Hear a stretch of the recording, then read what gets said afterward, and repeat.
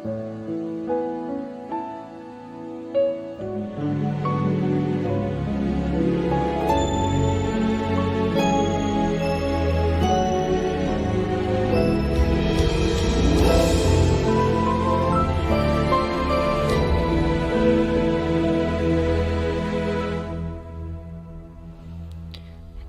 apa ku dapat naik ke gunung Tuhan? Rinduku bertemu denganmu. Dengan hati yang murni, tangan yang bersih, ku naik ke atas gunung kudus Tuhan. Dengan apa ku dapat naik ke gunung Tuhan? Rinduku bertemu denganmu. Dengan hati yang murni, tangan yang bersih, ku naik ke atas gunung kudus Tuhan. Walau gelombang badai menerpaku, kan tetap berdiri tegak memandang wajah-Mu Tuhan. Takkan ku serahkan hidup kepada dunia ini. Setia selesaikan pertandingan. Aku berjanji mengejar yang berkenan kepada Bapa. Kebenaran, damai sejahtera, sukacita oleh Roh Kudus. Aku berjanji hidup dalam kekudusan bersama Bapa.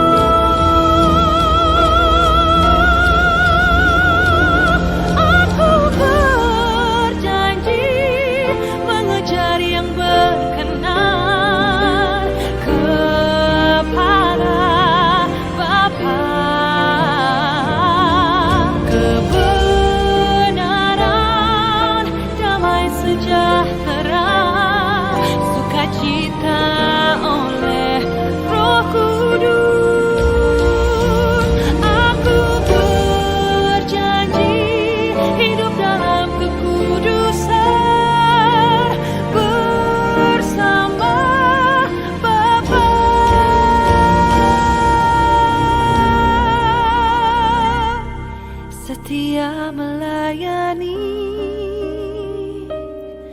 perasaan Bapa.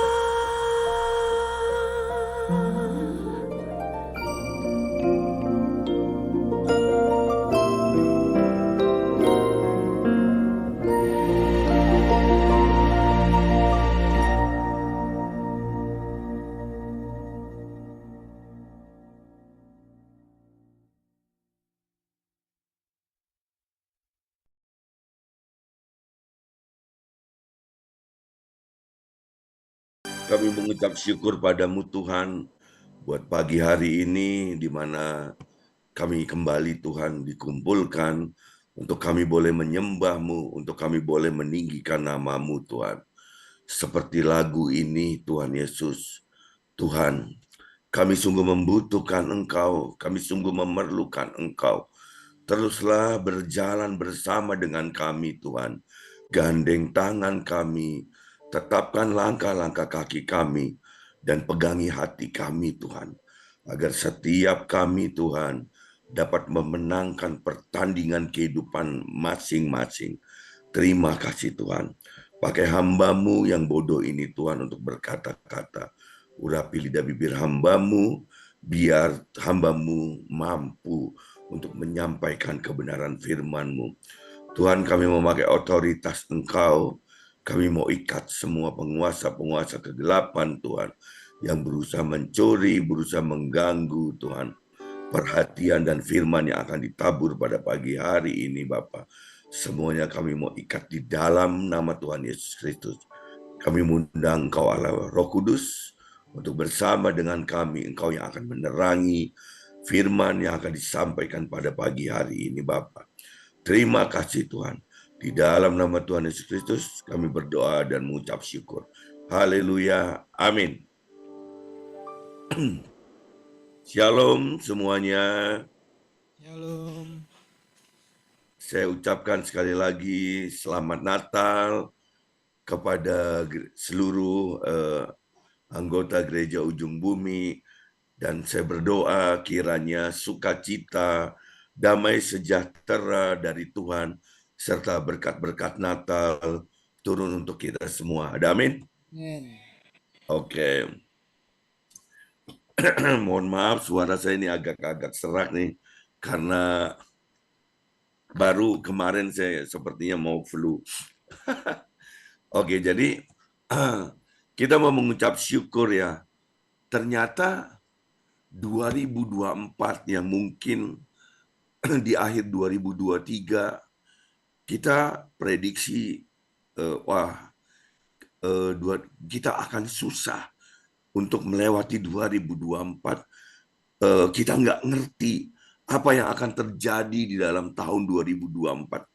Ternyata, wow, kita udah sampai benar-benar di penghujung tahun 2024, tepatnya tanggal 28 Desember, yang kurang lebih sekitar berapa hari lagi? 3 hari lagi kita meninggalkan 2024 dan kita masuk ke dalam 2025.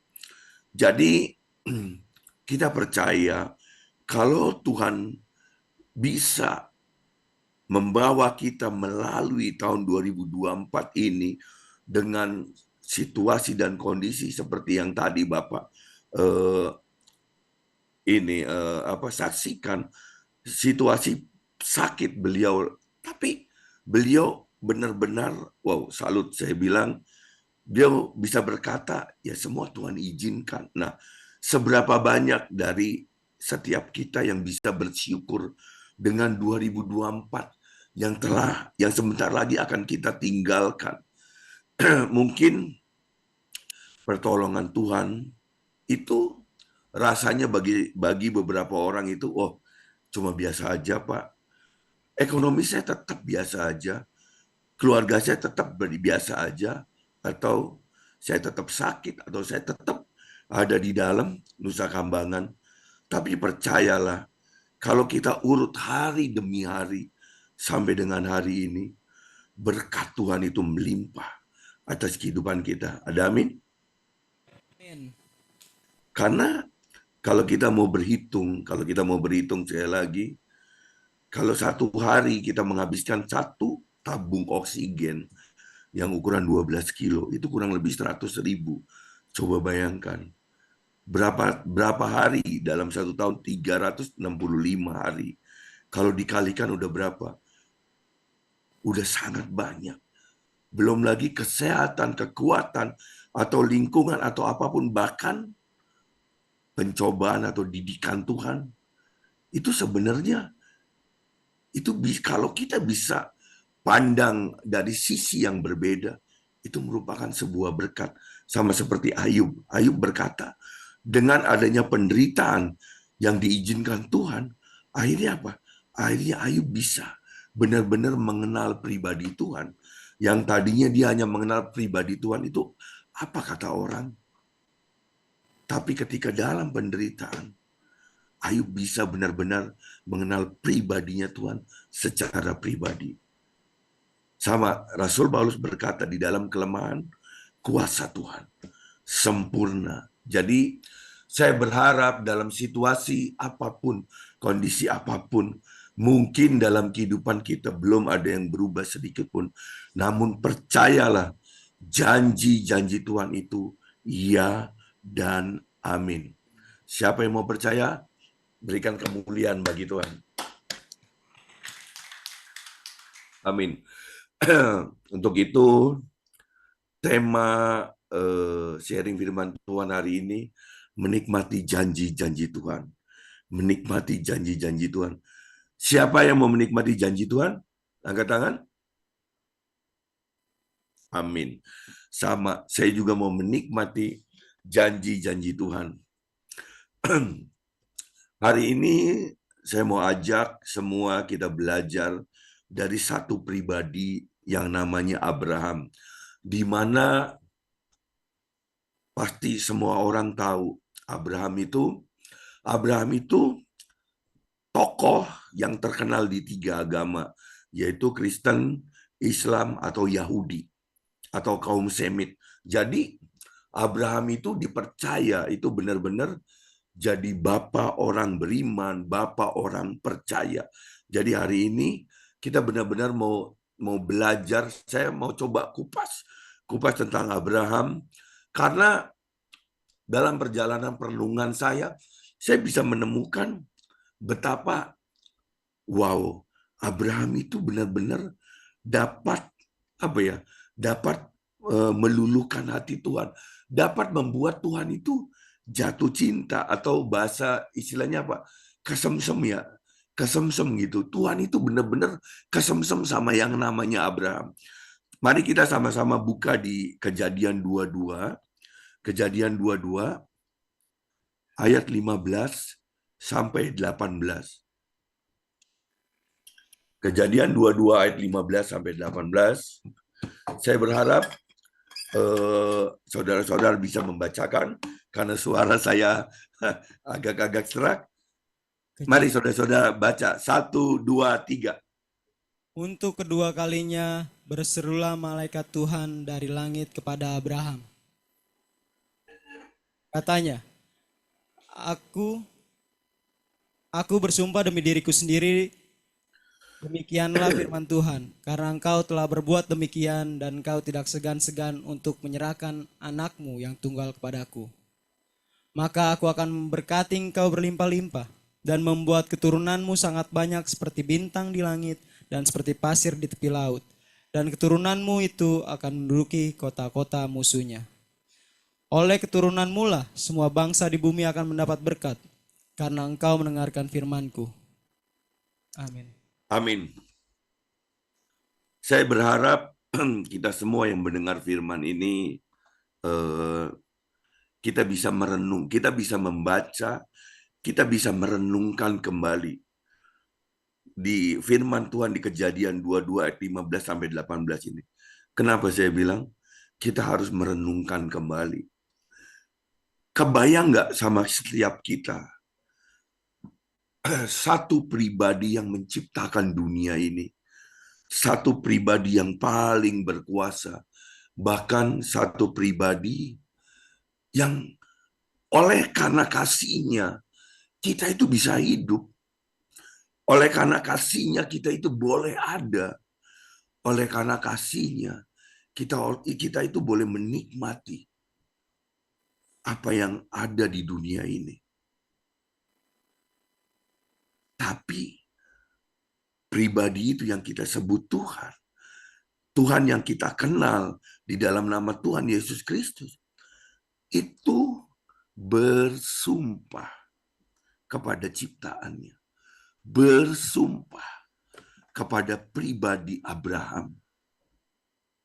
Jadi saya renungkan, kalau Tuhan bisa bersumpah kepada pribadi Abraham, tentunya Tuhan juga bisa bersumpah kepada pribadi kita. Amin. Oh, nggak ada yang amin. Amin. Loh, benar loh. Apa bedanya kita sama Abraham? Abraham dengan kita sama. Abraham lahir dari seorang rahim wanita. Betul kan? Abraham seorang manusia, Abraham punya daging, Abraham punya nafsu, apalagi Abraham punya mata, panca indera, semua lengkap seperti kita. Sama seperti kita.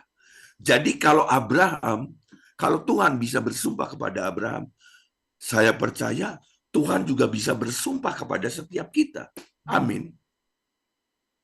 Nah, tinggal bagaimana kita bisa meluluhkan hati Tuhan, atau bagaimana kita hidup bisa membuat Tuhan itu jatuh cinta.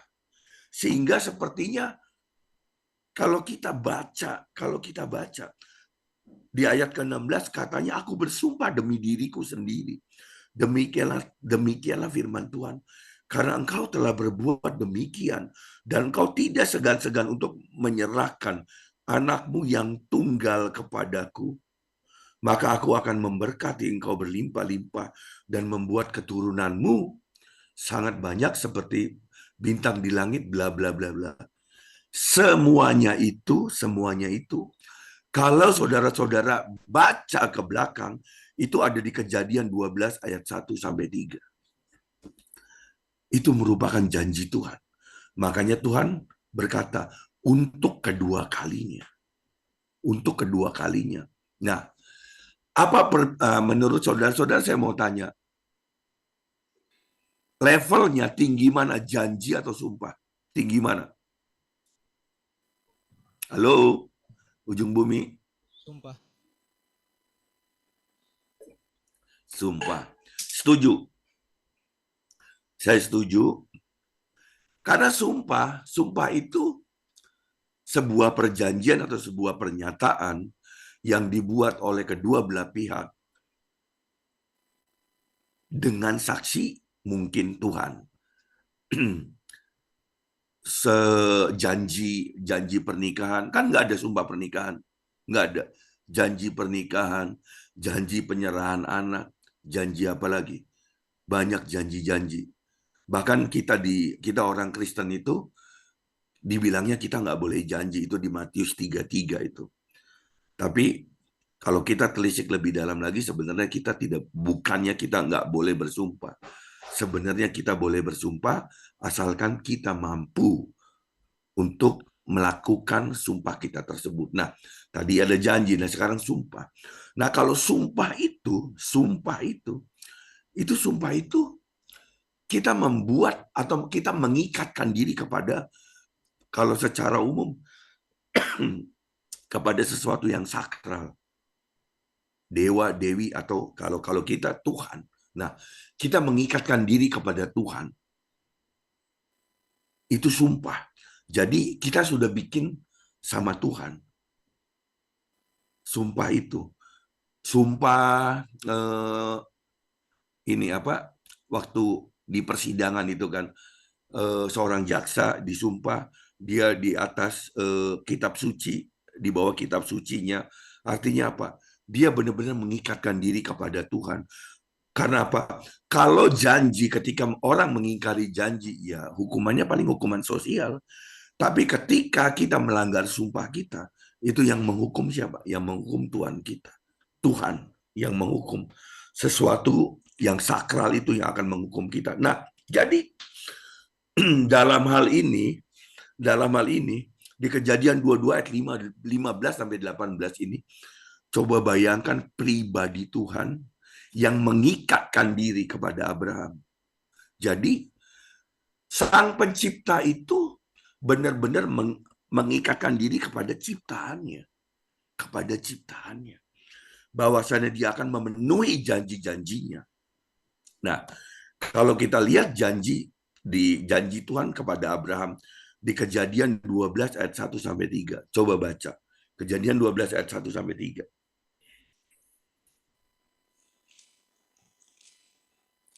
Kejadian 12 ayat 1 sampai 3.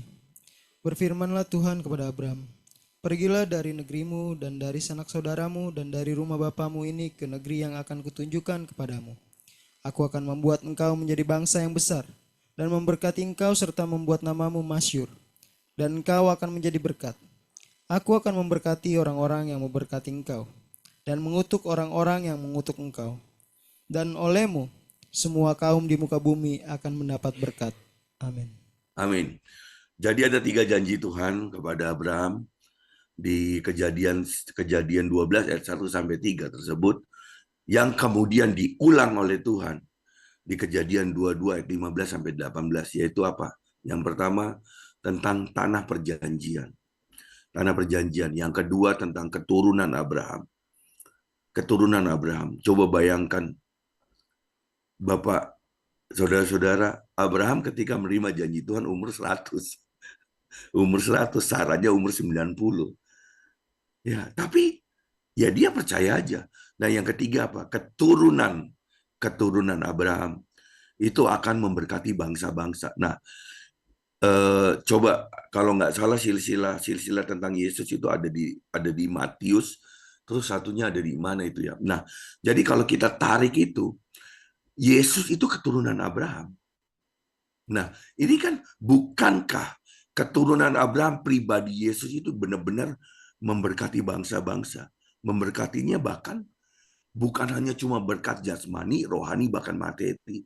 Tapi berkat keturunan Abraham itu melalui pribadi Yesus itu sebuah jaminan keselamatan. Ada amin? Amin.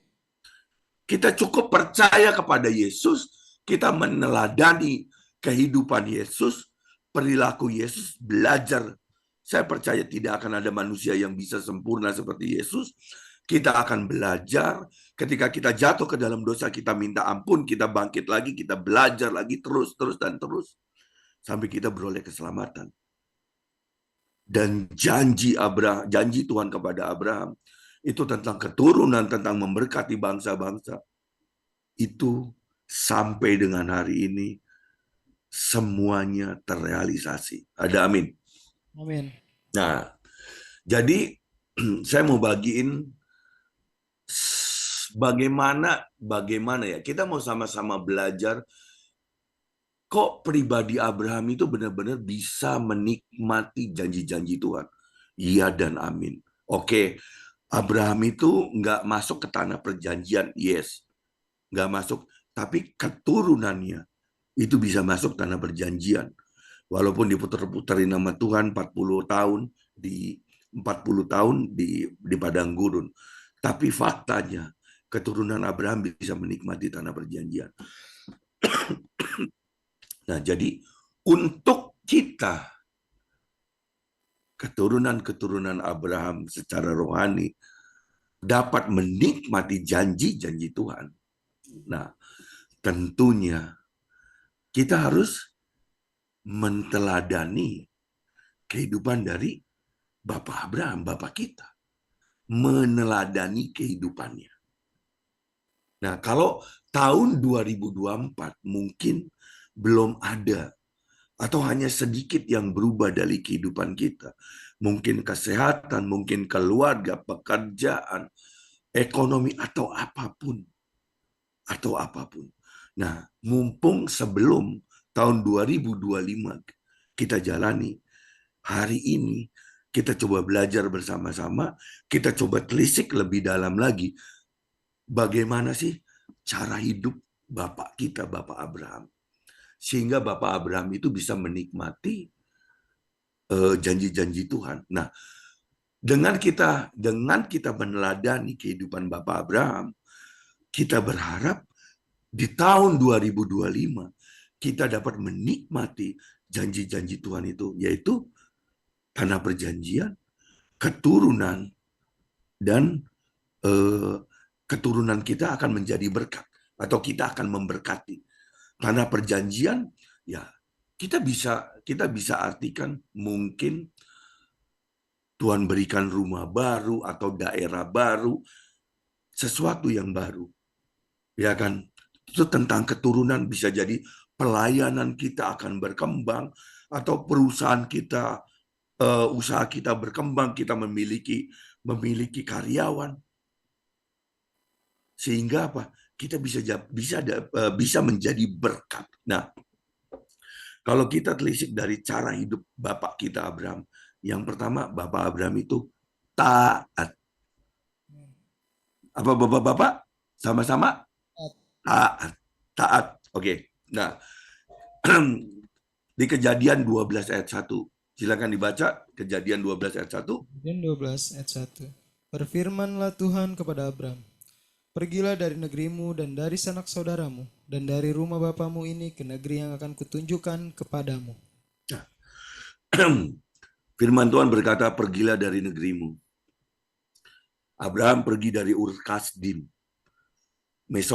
Mesopotamia. Dia harus pergi ke negeri yang jauh, yaitu yang nantinya jadi tanah Kanaan. Tanpa tujuan. Bapak-bapak maukah pergi ke satu tempat tanpa tujuan? Tidak. Saya rasa nggak akan ada yang mau. Abraham cuma taat kepada Tuhan. Ketika Tuhan bilang, Abraham, Abraham, waktu itu dia masih namanya Abraham, Abraham kamu pergi, tinggalkan sanak saudaramu, keluar dari Ur Kasdim. Silakan bapak-bapak atau saudara-saudara baca atau cari artikel-artikel. Bapaknya Abraham atau kehidupan Abraham saat di Ur Kasdim itu, dia bukan orang susah. Bapaknya Abraham itu Terah, dan Terah itu kaya. Kaya. Jadi ketika Abraham diutus atau dipanggil oleh Tuhan untuk keluar dari Ur Kasdim, artinya apa? Artinya ada sesuatu yang dikoyak di dalam tubuh dari dalam tubuh Abraham, yaitu apa? Kedagingan dia, kenikmatan dia, Tuhan koyak, dia rela dikoyak oleh Tuhan, dia rela dibawa oleh Tuhan ke satu tempat yang dia nggak mengerti. Bahkan kalau bapak-bapak tanya, yang ikut dengan Abraham itu Lot, ya kan? Bahkan Abraham pun kasih pilihan kepada Lot. Lot, silakan kamu pilih dulu. Ketika apa? Ketika domba dan domba Lot dan Abraham itu sangat banyak, dan mulai itu ada konflik kan antara gembalanya, berantem, jadi akhirnya harus terpisah. Abraham memberikan privilege kepada Lot, kepilihan kepada Lot, silakan memilih terlebih dahulu. Nah, untuk itu Lot melihat yang lembah yang subur, yaitu di Sodom dan Gomora. Nah, itu. Nah, jadi ada sesuatu yang dikoyak. Nah, jadi kalau bicara tentang taat itu, artinya apa? Ada sesuatu yang dikoyak. Ada kedagingan kita yang dilepaskan dari dalam diri kita. Ada satu kesukaan, mungkin hobi, mungkin kebiasaan yang menurut kita enak. Tapi ketika Tuhan berkata, yes Tuhan, oke saya mau nurut Tuhan. Dikoyak. Saya bilang nggak gampang. Abraham saat itu dia anak orang kaya, saya percaya dia juga kaya. Tapi dia harus pergi ke tempat yang jauh yang dia nggak kenal. Bahkan waktu itu kan nggak ada aturan. Nggak ada polisi, nggak ada hukum. Hukum alam. Siapa yang kuat itu yang akan menang. Bahkan binatang buas masih banyak saat itu. Tapi Abraham taat. Nah, coba kalau kita korelasikan dalam kehidupan kita taat. Setiap hari saya percaya kita semua baca firman. Setiap hari saya percaya dengan baca firman itu kita diajar, kita dididik. Setiap minggu kita bergereja, atau di tengah-tengah minggu atau satu minggu berapa kali kita ada persekutuan doa. Artinya apa? Kita itu diajar. Nah, coba kita telisik dalam hati kita. Seberapa taat diri kita dari ajaran Tuhan melalui Alkitab, melalui hamba Tuhan yang berkhotbah. Ya kan? Yang paling gampang deh, yang paling gampang. Tuhan bilang jangan membunuh. Tuhan bilang jangan membunuh. Nah, kalau kita pikirin, apakah merokok itu baik untuk kita? Merokok itu baik nggak untuk kita? Tidak. Tidak. Nah, terkadang kita kan masih tidak bisa melepaskan daging kita, yaitu kebiasaan atau kecanduan kita dengan merokok. Itu kan sebenarnya kita membunuh diri kita pelan-pelan. Saya mantan perokok, saudara-saudara, di 2013 Tuhan izinkan, ya saya masuk rumah sakit 3 kali. Setelah itu saya harus hidup dengan oksigen itu selama 2 tahun. Jadi saya pergi, saya nyetir mobil, selalu ada oksigen di dalam mobil saya. Karena saya suka sesak napas. Jadi rokok saya itu, saya benar-benar sampai di penghujung di penghujung hidup saya, dan ketika Profesor Bang itu bilang, Pak, pilihannya cuma 2. Bapak mau matiin rokok atau dimatiin rokok? Saya diperhadapkan dengan 2 pilihan seperti itu. Puji Tuhan saya masih waras, saya memilih untuk mematikan rokok sampai dengan hari ini. Nah, jadi oke, itu salah satu. Pak, saya sih kuat, Pak. Saya sih kuat, Pak. Ngerokok saya biasa-biasa aja, oke. Tapi pastikan, kenali diri kita. Kelemahan kita apa? Ada yang tensi, hipertensi, ada yang kolesterol, ada apapun. Nah, kenali. Jadi jangan, itu baru satu hal. Jangan selalu manjakan mulut kita dengan apa yang kita makan. Jangan selalu manjakan pikiran kita dengan apa yang dunia mau. Mau kaya, mau kaya, mau kaya, mau kaya. Saya cuma katakan, ya jeripaya itu tidak menambah kekayaan, itu di Amsal. Jeripaya. Adik saya mau kaya, adik saya mau kaya. Adik saya mau kaya, dia dari nyuri burung, dia dagang narkoba, sampai terakhir mati dia. Mati karena dia minum oplosan. Saat itu dia lagi mau merencanakan sebuah perampokan, sebuah mobil.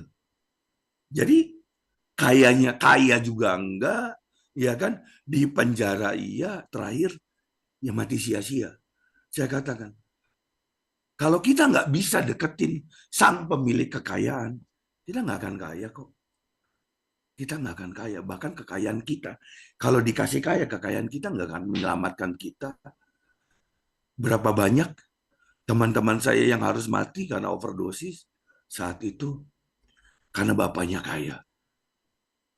Seperti begitu. Jadi, kalau kita mau ngikutin, kalau kita mau nerima janji Tuhan, yang pertama yaitu taat. Yang kedua, itu setia. Setia.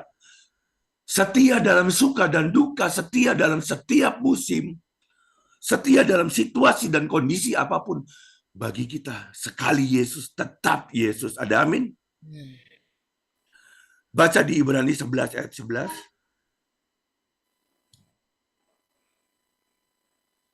Ibrani 11 ayat 11. Ibrani 11 ayat 11. Karena iman ia juga dan Sarah beroleh kekuatan untuk menurunkan anak cucu, walaupun usianya sudah lewat, karena ia menganggap dia yang memberikan janji itu setia. Amin. Tadi saya udah ulas di depan.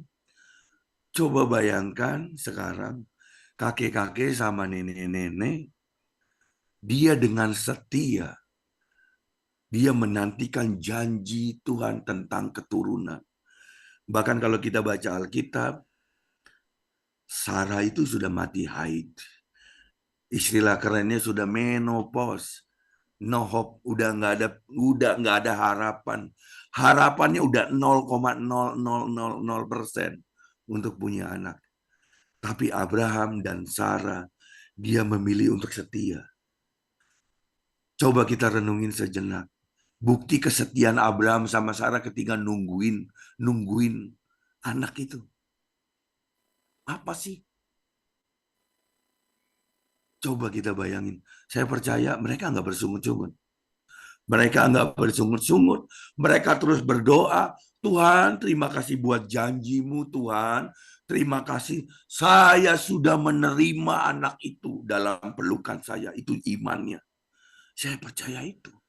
Makanya benar-benar terrealisasi.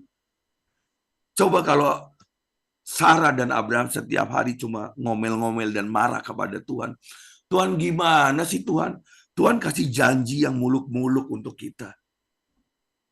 Tuhan kasih janji yang nggak mungkin untuk kita. Tuhan adalah Tuhan. Tuhan adalah yang mempunyai segala. Dia adalah Maha Pencipta, Maha Kuasa. Dan kekuasaannya absolut tidak pernah terbantahkan. Dia mampu memberikan apa yang tidak pernah kita pikirkan, apa yang tidak pernah timbul dalam hati, bahkan apa yang tidak pernah kita lihat. Dia sanggup memberikan. Amin. Amin. Asalkan kita setia dan percaya kepada Dia. Asalkan kita setia. Di dalam kita sakit, tadi Bapak tadi yang kesaksian di dalam sakit. Oh, susah loh untuk orang mengucap syukur, untuk orang memiliki sebuah paradigma. Terima kasih ya Tuhan, saya diizinkan untuk seperti begini. Itu sangat susah, sangat susah.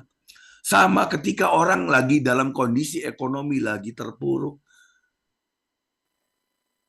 dengerin khotbah, kita akan jadi kepala bukan ekor. Apa yang kita buat pasti berhasil.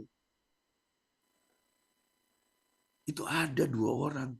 Pasti ada dua orang yang memiliki pandangan yang berbeda. Bisa jadi yang satunya iya percaya. Yes, saya terima. Saya setia. Pokoknya setia aja berdoa. Seperti sudah menerima janji Tuhan itu. Tapi ada yang apa? Ada yang ngoceh-ngoceh. Ada yang ngomel-ngomel. Nggak mungkin Tuhan dari mana? Utang saya banyak miliaran. Usaha saya lagi jatuh. Nggak mungkin Tuhan. Ya itu silakan. Kita memilih yang mana. Untuk tahun 2025, saya berkatakan, nggak ada kok orang yang bilang tahun 2025 itu lebih baik. Nggak ada. Ekonom bilang Indonesia memasuki resesi di tahun 2025. Ekonom hamba Tuhan dapat penglihatan tahun 2025 sampai 2026 itu akan resesi, bahkan puncaknya di 2026, dan kebangkitan ekonomi Indonesia itu tahun 2027. Ya kan? Nah, nggak ada kok yang meramalkan, menubuatkan tahun 2025 itu lebih baik.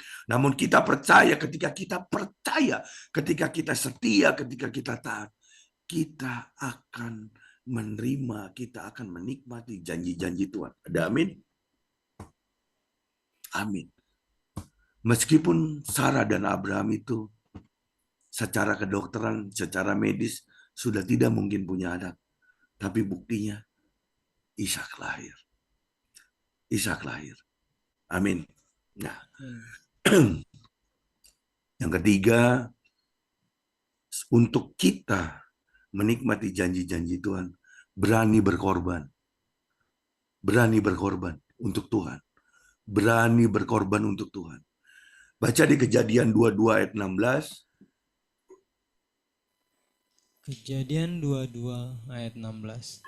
Katanya, aku bersumpah demi diriku sendiri, demikianlah firman Tuhan. Karena engkau telah berbuat demikian, dan engkau tidak segan-segan untuk menyerahkan anakmu yang tunggal kepadaku.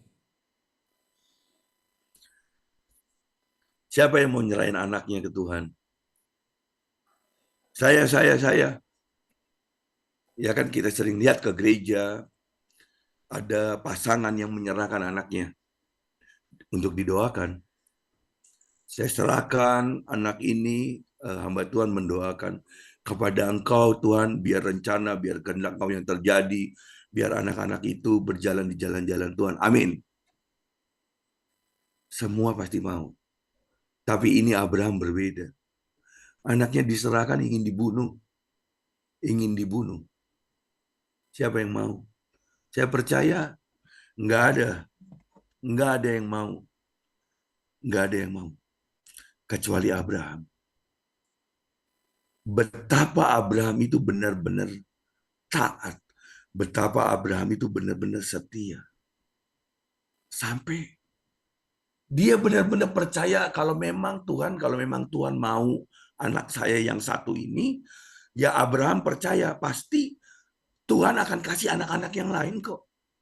Saya percaya, coba kita renungkan firman Tuhan ini. Saat Abraham dan Ishak jalan menuju Bukit Moria atau Gunung Moria, tempat di mana Ishak itu akan dikorbankan. Saya percaya Abraham pun nggak belak-belakan ngomong ke Ishak. Saya percaya bahwa Ishak itu mau dikorbankan untuk Tuhan. Saya percaya enggak. Dan ketika Abraham itu berjalan mau ke Bukit Moria, dia melewati lembah yang namanya lembah Kidron itu. Dia ngelihat di situ orang-orang Kanaan itu mempersembahkan anak-anaknya untuk dewa Molok, itu dibunuh. Coba bayangkan betapa hati Abraham tersayat saat itu. Pasti dong Abraham berpikir, wah saya nggak beda jauh dengan mereka. Saya nggak jauh dengan mereka. Saya pergi, bedanya mereka mempersembahkan untuk Molok, anak-anaknya kepada Molok di lembah Kidron. Nah saya di Gunung Moria. Bedanya itu aja. Sama-sama untuk sama-sama di ini, sama-sama dikorbankan. Tapi Abraham, saya salut Abraham, dia punya ketetapan dan keteguhan hati. Benar-benar trust ke Tuhan, benar-benar percaya benar-benar ke Tuhan. Dia jalan kok, dia jalan. Bahkan imannya sama sekali tidak goyah. Karena apa? Ishak diikat dan Abraham sampai angkat tangannya, mengangkat pisau. Baru kan Tuhan berkata, jangan Abraham, diganti. Coba bayangkan. Ketaatan Abraham, kesetiaan Abraham, benar-benar teruji sampai di titik akhir. Teruji. Bahkan Abraham pun dengan dia nggak ragu-ragu untuk membunuh Ishak itu. Dia nggak ragu-ragu. Dia sampai angkat pisau itu. Dia sampai angkat. Tuhan bukannya Tuhan nggak tahu hati Abraham. Saya percaya Tuhan tahu hati Abraham, nggak akan goyah. Tapi dengan membiarkan Abraham sampai naikkan pisau itu, Tuhan mau ngasih tahu ke iblis. Iblis, itu lihat betapa solehnya, betapa salehnya seorang Abraham, betapa dia percaya. Nah, sehingga dia mau mengorbankan anaknya. Nah, kalau saya tanya dalam kehidupan kita, seberapa berani sih kita berkorban untuk Tuhan? Seberapa berani? Bahkan ketika kita memberi pun untuk Tuhan, kita berikan ya bagian paling sedikit. Bagian paling sedikit. Kolekte kita. Waktu kita. Lebih banyak mana? Waktu kita untuk Tuhan atau waktu kita untuk ya kita duduk kongko-kongko ngobrol, minum kopi, ngerokok, nonton TV atau apapun dalam kehidupan kita. Daripada kita dengan Tuhan mungkin pergi pelayanan, mungkin apa. Tapi faktanya sumpah Tuhan itu untuk Abraham terjadi karena apa? Karena Abraham berani berkorban. Abraham berani berkorban. Ada yang Abraham berani lepaskan dari daging dia. Rasa sayang dia kepada anaknya tidak lebih besar daripada rasa sayang Abraham kepada Tuhan. Nah, kalau kita balikin ke diri kita, sebesar apa rasa sayang kita kepada Tuhan? Apa kita sayang sama hobi kita? Apa kita sayang sama anak-anak kita sehingga kita memanjakan anak-anak kita? Apa kita terlalu sayang sama pasangan kita sehingga benar-benar membuat dia seperti princess yang akhirnya ketika ekonomi jatuh dia tidak bisa menerima atau apapun?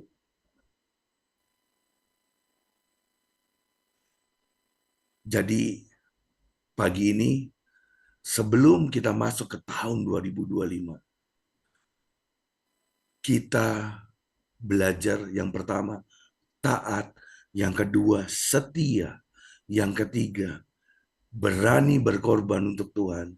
Dan saya percaya tahun 2025 kita akan menikmati janji-janji Tuhan di dalam kehidupan kita. Amin. Ada amin? Amin.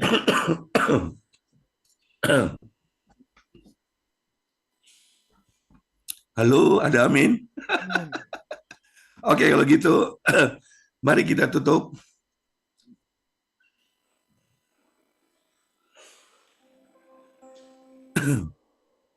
Bapak, di dalam nama Tuhan Yesus Kristus, terima kasih Tuhan buat pagi hari ini Bapak. Hamba-Mu selesai berkata-kata Tuhan. Namun hamba-Mu percaya Engkau Allah Roh Kudus yang selalu setia untuk menemani setiap kami, menemani anak-anak-Mu yang ada di Nusa Kambangan sana Tuhan. Dan selalu memberikan kekuatan Bapa.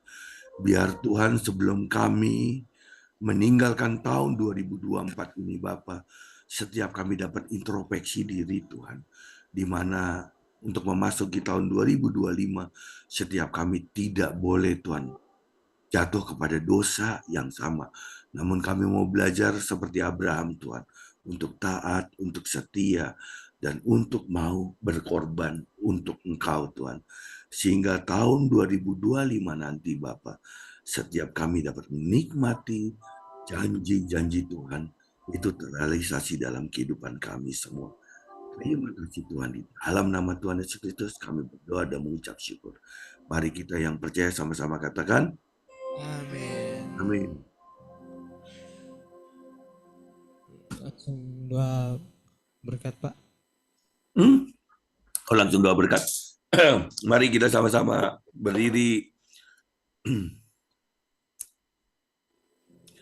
Bapak, terima kasih buat ibadah kami pada pagi hari ini. Bapak, kami percaya Tuhan, firman yang ditabur pada pagi hari ini tidak pernah akan sia-sia Tuhan. Kami percaya Tuhan, firman ini akan menjadi satu benih yang tertancap Tuhan bagi setiap kami, sehingga setiap kami Tuhan dapat berbuah. Dan seluruh jemaat Tuhan, angkat kedua tangan dan terimalah berkat daripada Tuhan. Kiranya kasih karunia Tuhan tercurah di dalam kehidupan kita. Kiranya tangan Bapa sendiri yang menuntun setiap kita dalam lingkaran anugerahnya. Cinta kasih daripada Tuhan kita Yesus Kristus terus mengalir dan meradiasi dalam kehidupan kita, sehingga menembuskan, melepaskan, menghancurkan semua yang jahat yang ada di dalam diri kita. Dan biar perjalanan serta pembelaan daripada Allah Roh Kudus benar-benar nyata dalam kehidupan kita mulai hari ini sampai dengan selamanya. Dan kiranya Tuhan, Engkau Allah yang mencurahkan Tuhan seluruh berkat Natal pada pagi hari ini. Kiranya sukacita, damai sejahtera, dan berkat-berkat ilahi bagi kehidupan kita mulai hari ini sampai Maranatha Tuhan datang kedua kalinya. Dan menuntut kita di awan-awan Tuhan. Tuhan yang percaya telah menerima berkat Tuhan, mari kita sama-sama katakan amin 3 kali. Amin, amin, amin. Tuhan Yesus memberkati.